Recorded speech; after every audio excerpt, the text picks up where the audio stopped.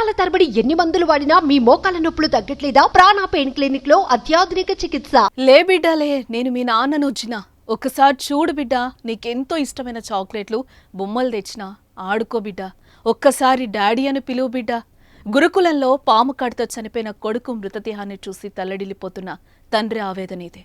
ఒక్కగానొక్క కొడుకు భవిష్యత్ కోసం సౌదీ వెళ్లిన తండ్రి చివరికి ఆ కొడుకు అంతిమ సంస్కారాలకు రావాల్సి వచ్చింది.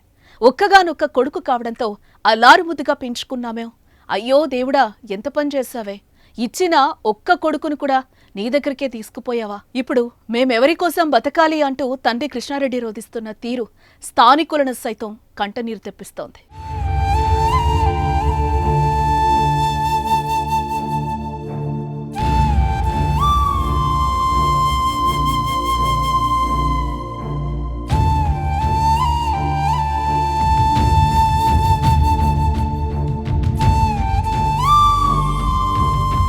జగిత్యాల మెట్పల్లి మండలం పెద్దాపూర్ గురుకులంలో బొప్పాపూర్ గ్రామానికి చెందిన యలమాడల అనిరుద్ 6వ తరగతి చదువుకుంటున్నాడు. ఎప్పట్లనే తోటి విద్యార్థులతో కలిసి అనిరుద్ నిద్రపోయాడు. అయితే ఉన్నట్టుండి అర్ధరాత్రి సమయంలో అనిరుద్తో పాటు మరో విద్యార్థికి తీవ్ర అస్వస్థకు గురయ్యాడు. అదే సమయంలో పీఈటీ వెళ్లగా కడుపు నొప్పిగా ఉందని అనిరుద్ మోక్షిత్లు తెలిపారు.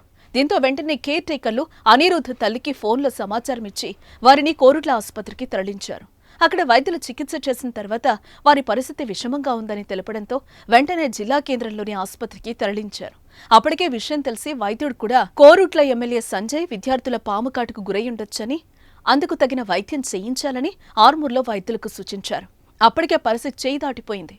పరిస్థితి మరింతగా విషమించడంతో యలమాడల అనిరుద్ మృతి చెందాడు.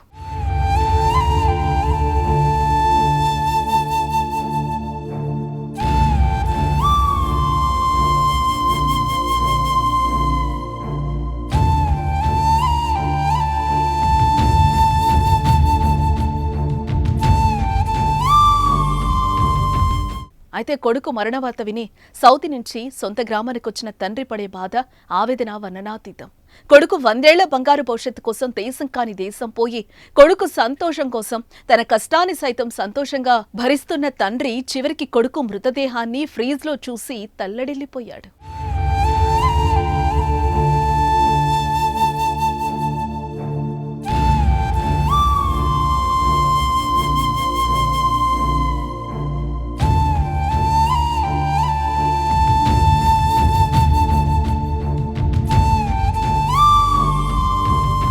ఒక్కగానొక్క కొడుకు అని బాగా చదివించాలని దేశం కాని దేశం పోయి కష్టపడుతుంటే నన్నెవిడిచి వెళ్ళిపోయావా అంటూ తండ్రి తల్లి గుండెలవిసేలా రోధిస్తున్న తీరు కలిచివేస్తోంది.